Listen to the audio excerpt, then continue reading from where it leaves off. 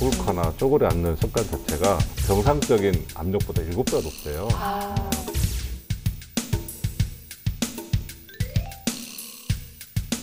손을 많이 쓰게 되면 마지막 마디에서 관절염이 오는 것은 퇴행성이라고 생각하시면 됩니다. 네.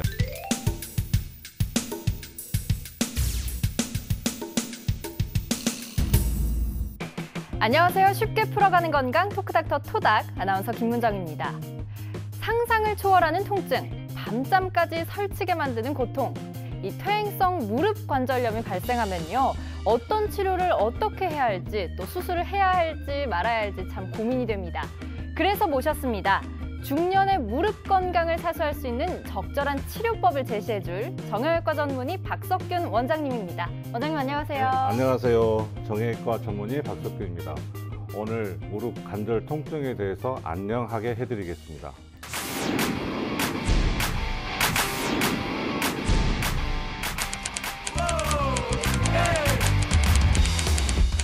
또 스튜디오의 분위기를 항상 부드럽게 만들어주는 분이죠. 토닥의 연골 김선혜 씨 모셨습니다. 어서 오세요. 네, 안녕하세요. 연골 같은 여자 김선혜입니다. 안녕하세요. 네, 좋은 것 같아요. 연골 같은 여자. 좋은 별명이죠. 네, 네. 네. 아, 저 이제 앞으로 강의 가서도 제 소개할 때 연골 같은 강사 네, 이렇게 소개를 좀 해야 될 것 같아요.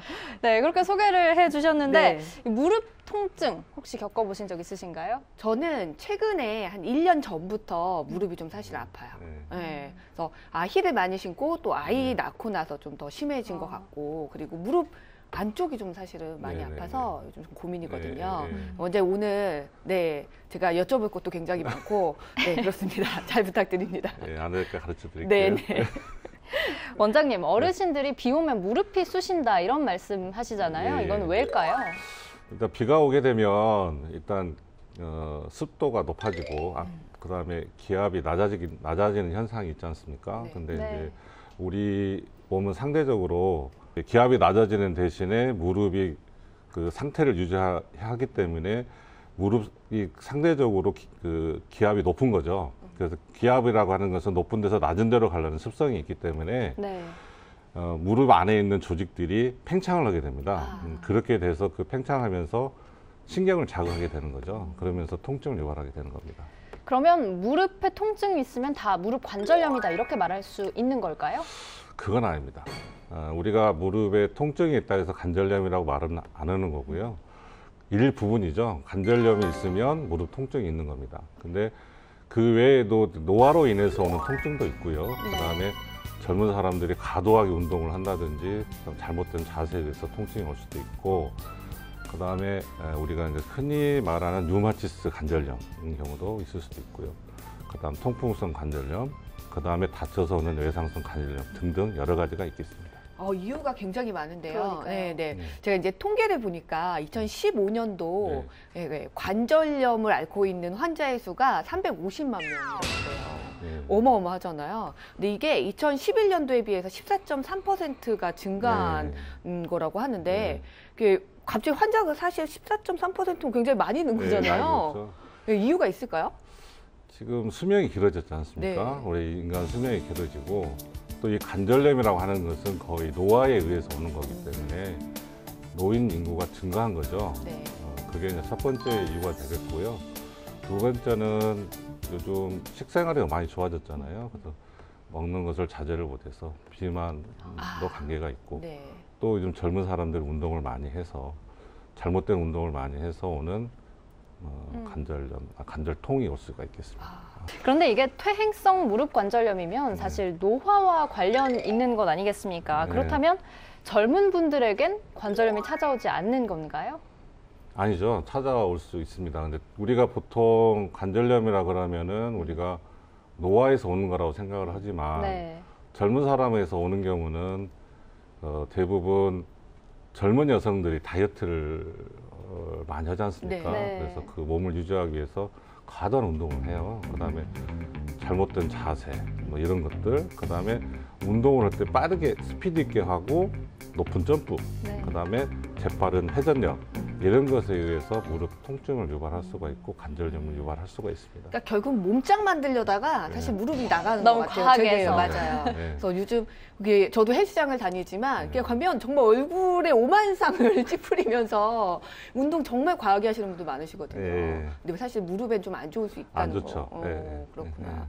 네, 오늘 중년의 무릎을 사수하라라는 주제로 함께 하고 있는데요. 사실 무릎 아프신 분들이 무릎에 물이 찼다 네네. 이런 표현 많이 쓰시더라고요. 사실 무릎 통증으로 오는 환자 중에서 한 5분 중에 1분 정도 물이 차서 오십니다. 근데 그게 나이 드신 분만 오는 게 아니라 젊은 사람도 많이 와요. 근데 이제 물이 찼다고 하는 얘기는 우리가 그 물을 만들어내는 것도 있고 물이 들어오면 나가야 되지 않겠어요? 네. 계속 그게 안 나오고 있기 때문에 이렇게 차 있는 거잖아요. 근데 물을 만들어내는 것은 우리 관절 안에 할액막이라는 게 있어요. 그 할액막 자체 그 안에서 물을 이렇게 관절 이렇게 윤활제 역할을 하는 할액 안에 할액을 만들어 주는데 네. 그게 연골에 문제가 생기면 연골 자체가 어떤 기능을 하냐면 연골은 물을 흡수해 주는 역할을 해요. 아, 근데 그게 연골에 문제가 생기게 되면 흡수가 안 돼서 저류가 되는 거죠. 네. 남아 있는 거죠. 아, 차게 그래서, 되는 그래서 네. 그대로 있는 겁니다. 아, 그럼 이제 물이 찼다라고 말씀하시는 게 진짜 물이 맞는 거예요? 물은 아니고요. 관절액입니다. 관절액. 관절액. 우리가 윤활액이라고도 말하기도 하고 네. 그러거든요. 이렇게 만져보시면 아마 말랑말랑 하시니까 이제 그 부어 물이 있잖아요. 찼다, 부어 있고 네, 말랑말랑 네, 하니까 네, 물이 찼다 네, 이렇게 말씀을 네, 하시는데 네. 물은 아니고 네 연골액이 네, 네. 흡수가 안 돼서 안 그렇게 돼서, 되는 네, 거군요. 네. 일상 속에서 단지 편하다는 이유만으로 계속해서 해온 습관들 있으시죠? 이 무릎 관절염은요, 잘못된 생활 습관으로 인해 더 잘 찾아온다고 합니다. 과연 어떤 습관들이 관절염을 일으키는지 차트로 한번 만나보시겠습니다. 관절염을 일으키는 생활 습관. 어떤 것들이 있을까요? 제가 볼 때는 다리를 꼬는 습관, 뭐 이런 거 하나쯤은 있을 것 같거든요. 네, 그럴 것 같고요. 네. 저는 사실 생활 습관보다 말씀드리고 싶은 게 유전적인 것도 있지 않을까. 저희 아, 엄마가요 무릎이 되게 안 좋으세요. 네. 근데 저한테 항상 하시는 말씀이 뭐라고 하시냐면 넌 나 닮아가지고 나중에 무릎 안 좋을 거다. 조심해라, 조심해라 많이 말씀을 네. 하시더라고요. 네. 예, 그게 이제 맞는 말씀인지도 좀 여쭤보고 싶고 네. 두 번째는 제가 되게 털털해가지고요. 네. 자꾸 어디다 부딪혀요. 네. 예, 그러니까 이런 부딪히는 것도 사실은 관절염을 일으킬 네. 수 있는 요인인지 음. 이것도 한번 여쭤보고 싶어요. 네. 우선 어떤 습관들이 그러면 방해 요인들인지 한번 보겠습니다. 첫 번째는 저도 이제 네. 진행의 달인이 된 것 같습니다. 다리를 꼬는 습관 나왔는데요. 네. 다리를 꼬게 되면 우리가 그 몸의 균형이 쉽게 말하자면 틀어진다고 네. 생각하시면 네. 됩니다. 근데 이제 우리가 다리를 꼬게 되면 우리 몸의 골반, 무릎에도 영향을 주지만 우리 몸의 근간인 척추, 그러니까 그게 틀어지게 되는 겁니다. 틀어지게 되면 그걸 보상하기 위해서 골반이나 이런 다른 관절들이 그쪽에 하중에 가게 되는 거죠. 한쪽으로. 맞춰서. 그래서 무릎에 영향을 주게 됩니다. 저는 이제 오른 다리를 올렸는데 계속 오른 다리만 올리니까 왼쪽 다리를 올리려고 노력을 하고 있는데 그것도 하나 보상 작용이 되겠죠. 아, 네. 예. 그게 낫다는 말씀이신 거죠? 좀 교정이 된다고 네. 얘기가 알겠습니다. 있습니다. 예. 그러나 안 하는 게 가장 가장 좋다는 좋죠. 점. 네. 네. 이 점 말씀드리려고 하고요. 두 번째 보겠습니다. 높은 굽의 구두 착용. 선아 씨 높은 굽 많이 신으시잖아요. 이걸 포기할 수가 없어요. 그러죠. 네, 그렇기 포기할 수가 때문에. 없어요. 예. 한번 맞아요. 올라가면 내려오기가 힘들어요. 음. 네. 근데 이제 이것도 구두도 그 나이 드신 분들 신지는 않잖아요. 네, 젊었을 그쵸. 때 신는 건데 이게 높은 굽을 신다 보면 쏠린다는 얘기잖아요. 네. 맞아요. 쏠린다. 앞쪽으로 쏠려서 관절 자체의 하중을 균일하게 가져야 되는데 네. 아무래도 앞쪽으로 많이 하중이 가기 때문에 아무래도 무리가 가겠죠. 세 번째는요, 무릎을 꿇거나 쪼그려 앉는 습관. 아까도 잠시 말씀을 해주셨던 것 같은데요. 그리고 네 번째는 장시간 한 자세를 유지하는 습관. 네. 지금 다 내용이 다 나오고 있는데요. 네. 저희 나라 사람들 어렸을 때부터서 저는 거의 방바닥 문화잖아요. 맞아요. 아, 좌식 방바닥, 문화. 예, 좌식 네. 문화, 예, 방바닥 문화여서 거의 저도 어렸을 때 보면 가족들이 한때 모여서 밥상에서 밥을 같이 다 먹었던 네. 기억이 나거든요. 근데 그때는 몰랐어요. 몰랐는데 제가 이제 공부를 하다 보니까 무릎을 뭐 꿇거나 쪼그려 앉는 습관 자체가 무릎의 그 정상적인 압력보다 7배가 높대요. 그래서 관절을 빨리 유발한다고 돼 있어요. 그래서 우리 어머님들이 그 방 청소할 때 네네. 그 무릎 꿇고. 무릎 꿇고 다 하시잖아요. 그래서 어머님들이 남자보다 더 훨씬 많습니다. 그리고 우리가 이제 오래 서 있게 되면 근육이 긴장을 하게 되잖아요. 네. 예, 그래서 그런 걸로 인해서 무릎에 영향을 준다고 돼 있어서 이럴 때는 꼭 스트레칭 중간중간 해서 스트레칭을 해주면서 하면 좀 예방이 되지 않을까 생각이 됩니다. 네. 네. 우리 그러니까- 어머님들이 딱 해당되는 거. 네. 네, 그러니까 무릎에 무리가 오래 가해질수록 좀 무릎 네, 관절염이 그렇죠. 생길 네, 확률도 네, 높아진다는 네, 거네요. 네. 그럼 마지막 습관 보겠습니다. 체중의 증가. 역시 비만은 만병의 근원이군요. 네. 네, 체중이 불게 되면 아무래도 그 무릎에 그 가해지는 하중이 많기 때문에 무리가 가게 될 거고요. 보통 우리가 몸무게가 1kg가 늘게 되면 무릎에 가는 그 압력 이게 3에서 5kg 정도 된대요. 그래서 이게 안 좋고 그다음에 우리가 그 몸무게를 감소를 시키면 체중을 감소를 시키면 절반 정도가 없어진대요. 1kg만 빼도. 하중이요. 예, 네. 그래서 굉장히 체중은 제가 의대에서 환자분들 오시면 가능하면 어머님들한테 체중 얘기는 안 해요. 왜냐하면 어머님들 빼기 힘들거든요. 그렇죠. 젊은 맞아요. 분들은 가능한데 네. 어르신들은 안 됩니다. 그래서 운동을 주로 권하죠. 네, 예. 네. 그런데 저는 조금 헷갈리는 부분이요. 아까 네. 잠깐 류마티스 관절염에 대해서도 말씀을 해주셨잖아요. 네. 이것과 퇴행성 무릎 관절염은 어떻게 다른 건가요? 퇴행성 관절염과 류마티스 관절염은 구분하는 방법을 알려드릴게요. 네. 왜냐하면 일단은 퇴행성 관절염은 우리가 연골 또 뼈의 어떤 1차적인 문제가 생겨서 생기는 질환이라고 생각하시면 되고요. 류마티스 관절염은 염증에 의해서 2차적으로 생기는 질환이다. 일단 그렇게 아시면 되고 대부분 퇴행성 관절염은 류마티스 관절염이 똑같이 대부분 손이 아파서 오시거든요. 손이 아파서 오는데 환자분들이 손 끝마디가 아프다고 그러세요. 그럼 이것은 류마티스냐 물어보거든요. 아닙니다. 우리가 손을 많이 쓰게 되면 마지막 마디에서 관절염이 오는 것은 퇴행성이라고 생각하시면 됩니다. 예, 네.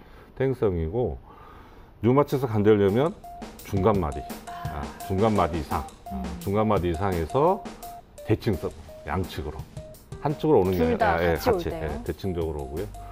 그 다음에 퇴행성 관절염은 체중 부하를 많이 하는 뭐 무릎이라든지 큰 관절, 고관절 이런 데서 많이 오고 네. 류마티스 관절염은 작은 관절에서 많이 온다고 되어 있고요. 자전거를 타면 이미 무릎이 조금 아프신 분들인데 괜찮은지. 네. 그 대부분은 그렇게 생각을 합니다. 관절이 안 좋은데 무릎이 안 좋은데 무릎을 더 운동을 시킨다 그러는데 이 무릎 관절염 자체 통증이 뭐냐면 연골이 쌓고 있는 상태에서는 통증이 없어요. 연골이 마모되면서 그 안에 들어있는 뼈에 있는 신경하고 부딪히면서 네. 통증을 유발하는 거죠. 그러니까 체중이 부하되어 있는 상태 운동을 했을 때 걸어거나 걷기나 하며 걸었을 때 통증을 유발하지만 자전거 운동은 이게 근력으로 하는 거죠. 네. 근육을 운동을 시켜주는. 키우고 관절에 이렇게 운동에 이렇게 체중 부하가 안 되기 때문에 괜찮습니다. 많은 분들이 무릎 관절염이 생기면 인공 관절 수술 고민 많이 하시잖아요. 네. 사실 요새는 효도 수술이라고 할 정도로 네. 부모님께도 많이 해드린다고 하고 또 저희 할아버지도 이렇게 하셨거든요, 얼마 전에. 그게 과연 무엇인지 좀 설명 부탁드립니다. 저희들이 이제 인공관절을 하면은 이제 그 환자분들이 물어보시는 게 다른 사람 뼈를 넣느냐 그렇게 물어보신 분도 있고 네. 그다음에 인공뼈를 넣느냐 이렇게 계신 분도 있는데 그게 아니고 저희들이 그 인공관절이라는 것이 관절 대처 수술이에요. 관절을 사용할 수 있게 해주는 수술인데 우리가 이제 그 인공관절 하는 기준인을 잡고 가야 될 것 같아요. 인공관절 하는 경우를. 일단은 저희들이 그 대한정형외과 학회 슬관절 학회에서 기준이 뭐냐면 65세 이상, 65세 이상, 그리고 그 다음에 우리가 이제 그 관절염 분류를 해요. 1단계, 4단계가 있는데 3단계 이상 같이 동반돼 있는 경우. 물론 이제 뭐 그 외에도 여러 가지가 있지만 크게 그 두 가지 정도 충족이 되면 저희들이 수술을 하는데 그것보다 환자가 전혀 아프지 않다 그러면 인공관절 할 필요가 없습니다. 통증 굉장히 중요하죠. 통증이 있고 관절 운동이 안 되세요. 무릎을 피지도 못하고 구부리지도 못하고 보행을 못해요.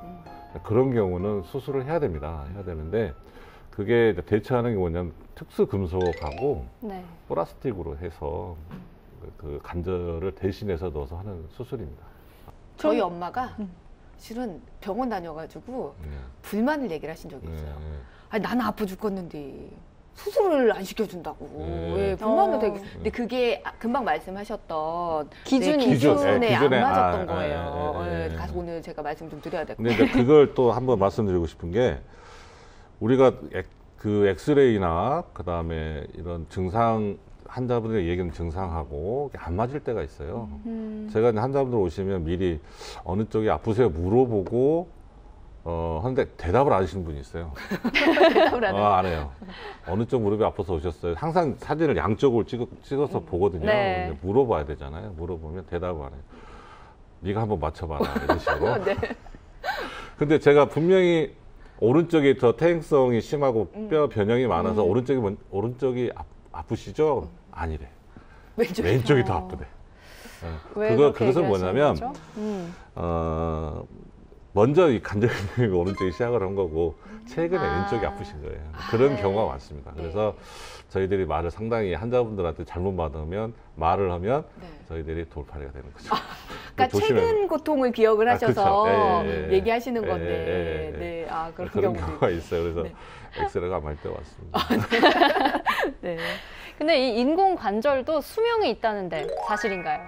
네, 맞습니다. 수명 있죠. 왜냐하면 우리가 좀 수술하는 자체가 영원한 건 없어요. 그냥 대처, 그냥 조금 연장하는 수명 네. 연장하는 그런 건데 인공관절 같은 경우는 평균적으로 저희가 15년을 얘기합니다. 환자분들한테 얘기하고 또 임상에서 보면 15년 넘은 분도 있어요. 관리를 잘 하셔서 한 20년 되는 분도 봤고요.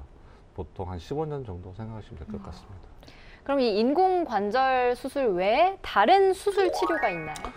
인공관절은 저희 이제 수술 방법 중에서 우리 이제 치료하는 방법 중에서 무릎 치료하는 방법 제일 마지막 단계 터미널이죠. 터미널 네. 스테이지고 처음에 이제 치료하는 방법, 수술적인 방법을 물어보셨으니까 이제 저희들이 제일 많이 하는 게 관절 내시경입니다.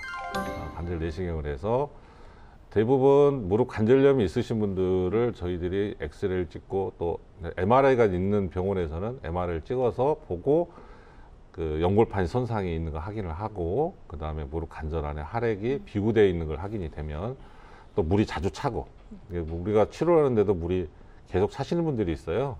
그런 분들은 이제 관절 내시경을 해서 좀 도움을 줄 수가 있고요. 네. 그 다음에 이제 우리나라 사람들은 O자다리가 많잖아요. 남자도 많고 여성도 많은데 그걸 반드시 맞춰주는 그러니까 그 경골근이 절골술이라는 게 있습니다.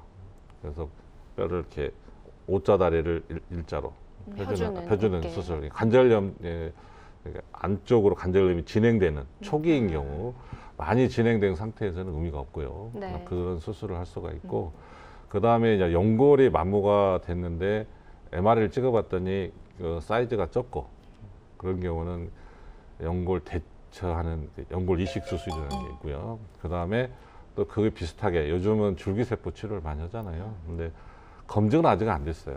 지금 많이는 하고 있는데 아직까지 학회에서는 이걸 인정을 하지 않고 있습니다. 근데 도움이 되시는 분들이 많아요. 근데 제가 보면 저도 하고 있지만 초기인 경우는 효과가 있는 것 같아요. 근데 많이 진행된 경우는 의미가 없을 것 같습니다. 빨리 조금 통증이 있다 그러면 빨리 좀 병원을 내원을 해서 네, 좀 상담을 받아야 될 것 같아요. 그렇죠. 그 본인한테 맞는 적절한 치료를 선택을 하시는 게 중요하죠. 그렇다면 꼭 수술로만 치료가 가능한 건가요? 비수술적 요법도 있을 것 같은데요. 있습니다. 있는데 이제 저 같은 경우는 이제 환자분이 오시면 수술적인 방법보다는 그 보존적 치료를 먼저 시작을 하는데요. 제일 먼저 저는 강조하는 게 운동입니다.